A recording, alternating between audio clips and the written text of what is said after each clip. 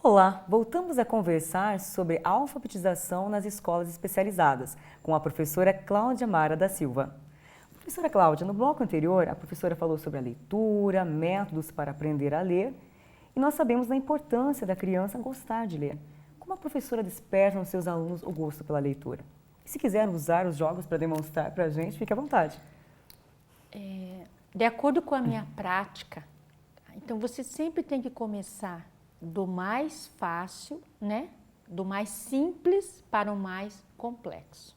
Então, vamos nos imaginar aqui que eu, de repente, coloque um texto em alemão, né? Então, vai ser difícil você conseguir ler esse texto em alemão. Então, você começa lendo palavras em alemão, que é mais fácil, né? Então, o aluno, ele precisa sentir que ele está aprendendo. A Elvira Souza Lima, ela diz assim, que o aluno, ele só consegue sentir que ele está aprendendo quando, de fato, ele consegue ler, né? Quando ele sente que ele está lendo. Então, é bem interessante, porque daí você começa aqui. Então, aqui ele vai ler as sílabas, Keila, né? Então, o A do avião, né? Sempre associado à imagem, né? Sim. O G do gato, né? Então, ele está lendo as sílabas. Então, aqui ele já vai começar a ler palavras, tendo sempre como referência a sílaba, né? Então, aqui, banana. Então, ele vai ler, né? É que ele está lendo a palavra. Aqui ele está já montando a palavra, só que ele precisa ler, né, as sílabas para ele montar a palavra. Então, ele vai montar a palavrinha pata. Pá, tá. Né? Ele assimila com mais facilidade olhando a imagem. Com certeza. E aqui já tem a junção, né? Então, ele já vai fazer essa junção, porque o que acontece? Muitas vezes os alunos sabem o nome das letras, né? Então, eles sabem A, B, C, D. Aí ele vai ler a palavra gato, por exemplo. Ele lê assim, G-A-T-O. E os professores sabem disso, porque isso acontece muito. Então, ele lê lá, G-A-T-O.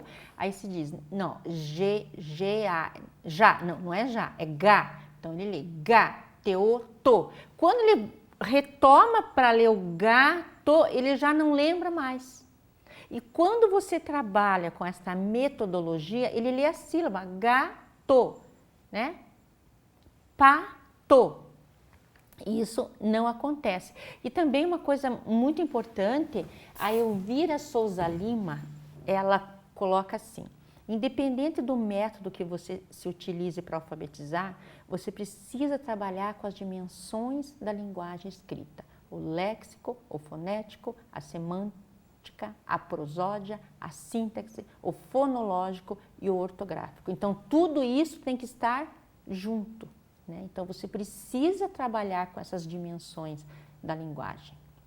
E esse material possibilita isso tudo. Esse livrinho aqui, professora, Objetos Animais, a senhora usa na sala de aula para incentivar a leitura? Retomando, né? Então, se você pegar um livro, né, infantil, ele tem muita letra, ele tem muita palavra, ele tem muito texto. Então, o aluno que está começando, ele vai pegar o livro, ele não vai dar conta, né? Aí, o que eu fiz? Porque todo o material eu elaboro de acordo com a necessidade do aluno, né? Aí, eu criei esse livrinho, ó, claro que ele vai conseguir ler, né? Porque, ó, o sapato do rato. Então, tem o sapato e tem o rato, né? Então, o sapato do rato. E aí ele consegue, ó, o bolo do pato, então o pato ali com o bolo, a bola da foca, o dado. Então ele consegue ler. E isso, Keila, faz com que ele acredite em si mesmo como um ser que aprende, né? Então, puxa, eu já estou lendo um livro. E é bem interessante, assim, um aluno, ele viu no jornal um caça-palavras. Aí ele me disse assim, ai professor, eu queria tanto fazer um caça-palavras. Pronto, tá aí, vamos fazer um caça-palavras para que ele também possa fazer. Aí então, olha, eu fiz o caça-palavras para que esse aluno também fizesse. Então ele vai achar a palavrinha rata, porque nesta proposta de trabalho, o início é as consoantes e a vogal A, né? Então é tudo com A, não coloca nenhuma outra vogal. Então ele vai achar a palavrinha rata e daí ele vai circular essa palavrinha. Só que ele precisa ler, né, para achar a palavrinha rata. Aí ele acha a palavrinha ou vaca, né? Então ele vai ler, ó, mala, né? Então ele vai achar a palavrinha mala ali e vai então contornar a palavra. Pronto, fez um caça-palavras. E essa caneta eu uso bastante, você consegue apagar até com um guardanapo de papel, é bem legal. E eles gostam bastante de caça-palavras. Uhum. Então ele vai ler o quê? Palavras, ele vai ler, né? Então eu vou colocar lá cachorro, aonde está escrito cachorro. Se ele já sabe a sílaba K, com certeza ele já vai saber que aqui está escrito cachorro. Então eu sempre estou associando, né, o K do cachorro, né? Aí o já do jacaré. E, né? E aí ele começa a fazer essa ligação, ele começa a fazer, bom, né? Jacaré com o K do cachorro fica jacá, né? Então você precisa sempre estar estimulando isso, que ele vá avançando na aprendizagem. Ele vai fazendo as conexões. Vai fazendo as conexões. E formando as palavrinhas. Isso, uhum. Aí depois ele já consegue montar uma frase. Então, a jaca na mala. Né? Então, ele já vai o a, né? A jaca na mala. Ele já vai conseguindo. E com o tempo de tanto praticar isso, de tanto repetir isso, se torna uma coisa lógica. Se B com A é A, B com U é bo, B com I é bi, B com U é bu. Porque na proposta, primeiro é sílabas com A, palavras com A, frases com A, texto com A. Depois eu passo para a vogal O. Por que o O? Porque com o O eu consigo formar mais palavras. Então, quando eu iniciei lá no comecinho, eu pensei no E. Mas com o E eu iria formar pouquíssimas palavras. E com o O eu já consigo formar pato, né? Foca, sapo, tanto que o livrinho só tem palavras que com a vogal O e A. Né? Aqui tem outro já mais elaborado, que é já com as outras vogais. Está aqui. Com as outras vogais, com todas as vogais. Né? Professora, você que criou todo esse material, esses Sim. jogos, então os professores também podem criar esse material? Com certeza, com certeza. Assim, o importante, Keila, é ir seguindo os passos, sabe? Então, se é só com o A, é só com o A. Né? Então, eu não misturo nenhuma outra vogal. No início, causa uma certa estranheza, assim, sabe? Mas hoje eu recebo e-mails de todo o Brasil, né, de professores que usam a proposta, que estão conseguindo alfabetizar os seus alunos.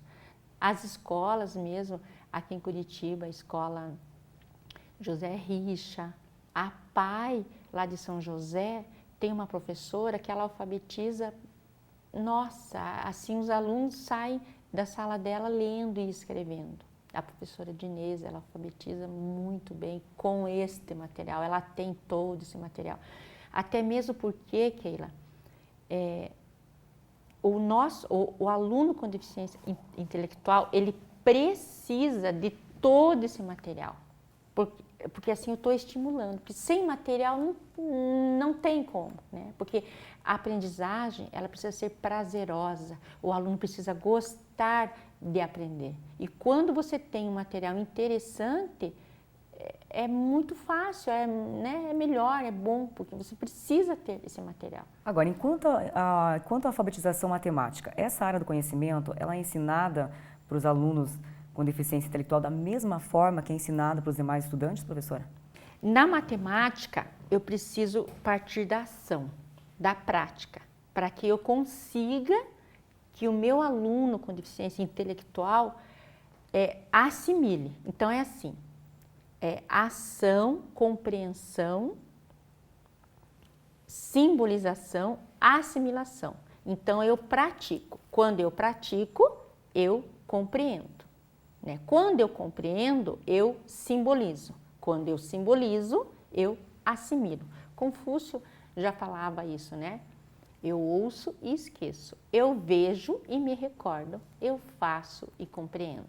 Então, a criança precisa compreender a matemática. Então, na matemática também existem os passos. Primeiro eu trabalho com os conceitos matemáticos, noções de dentro, fora, né? Noções de tamanho, de posição, de grandeza, quantidade, são os conceitos matemáticos. Quando a criança interioriza esses conceitos, eu passo para as habilidades pré-numéricas, né? A sequência, seriação, correspondência bionívoca, inclusão hierárquica, contagem. Quando eu faço isso, eu estruturo o pensamento para aprendizagem de número. Então, vamos voltar isso para a prática. Aluno que não sabe o que é grande e pequeno, não sabe o que é maior, o que é menor. Quem não sabe o que é maior, o que é menor, não faz inclusão hierárquica, que é o entendimento que o maior contém o menor. Então, o maior, né, ele contém o menor, que é isso aqui, tá? Aluno que não faz isso, vai ser difícil ele entender por que que o 5 é maior que o 2 e que dentro do 5 eu tenho o 1, o 2, o 3, o 4. Né? Então, isso é importante. Aluno que não faz a sequência. O que é sequência? É dispor os objetos de acordo com um critério. Então, eu vou colocar lá uma sequência, né? Uma bolinha amarela, uma azul. Uma bolinha amarela, uma azul. Aí ele tem que continuar. Aluno que não faz essa sequência, também vai ficar difícil o entendimento da sequência numérica. Que primeiro vem o 1, depois o 2, depois o 3. Então, é tudo uma questão de você começar do mais simples para o mais complexo. E isso é muito importante na educação. A senhora tem mais algum jogo que a professora queira demonstrar para a gente? Aqui são... Da matemática? Esse daqui é bem legal. Ontem até eu estava jogando com a minha turma. Então, ele pega interessante. A cartinha, né? Aí aqui, este jogo que ele é para se trabalhar a contagem, né? Então, eu não falo muito em número, porque a contagem é uma habilidade. E aqui é só até 5. Então, eu só vou até a quantidade 5. Então, ele sorteia a cartinha lá, ele pega e daí 3. Ele vai pegar 3 tampinhas vermelhas e vai colocar aqui. Aí ele vai pegar novamente 2, ele vai pegar 2 tampinhas azuis, vai pôr aqui. Vence quem primeiro preencher o tabuleiro.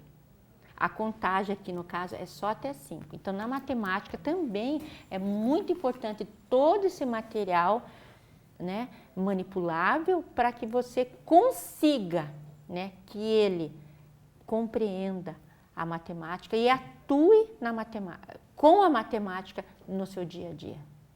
Ok, bem interessante, professora. Agora, qual deve ser o perfil do professor que trabalha com alfabetização nas escolas especializadas? Eu posso dizer assim, o professor das escolas públicas, ele é muito interessado, ele quer muito, sabe? Ele quer ensinar o aluno, ele quer que o aluno aprenda, sabe? Então, por si só, ele já tem esse perfil, sabe, de querer, né, que esse aluno aprenda.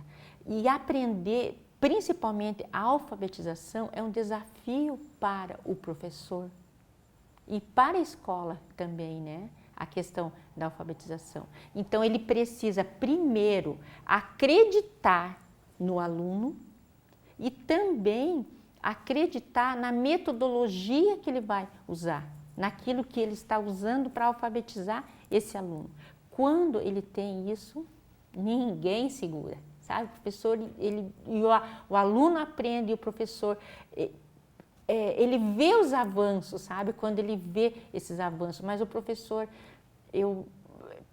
pelas minhas andanças, eu vou em muitas escolas, eu percebo que assim o professor ele quer ensinar, ele quer que o seu aluno aprenda, sabe? Ele tem isso dentro dele mesmo, sabe? Então, isso é muito bom. Para finalizar, professora Cláudia, eu sei que você tem um blog que se chama Desafios do Aprender. Como que funciona esse blog? As pessoas tiram dúvidas com você, pedem dicas, como é que é? Através do blog, o meu trabalho fica conhecido, né? Então, lá no blog eu posto textos interessantes, está lá o material, está lá o artigo. Eu posto bastante sobre o autismo, então lá no blog tem vários textos mesmo e vídeos sobre o autismo. E é um blog assim bem interativo, né? Que quando as pessoas elas tiram as suas dúvidas, elas querem saber o porquê disso, o porquê daquilo, né? Então é bem legal, mas lá no blog tem toda a fundamentação da proposta e tudo que eu falei aqui está lá no blog, sabe? Então O que faz para acessar o blog, professora? Você entra no Google, né? E coloca Desafios do Aprender. E já vai aparecer. Já vai aparecer, Desafios do Aprender. Professora, muito obrigado pela sua presença aqui no programa. Parabéns pelo seu trabalho. Obrigada. Foi um prazer Eu é que tê-la aqui. agradeço a oportunidade por estar aqui. E conhecimento e afeto, se você tem e não reparte com as pessoas, de nada adianta. Então, eu espero, né, ter passado um pouquinho da minha experiência e que as pessoas tenham aproveitado um pouco disso tudo. Obrigada pela sua companhia, um grande abraço e até o próximo programa. Tchau, tchau!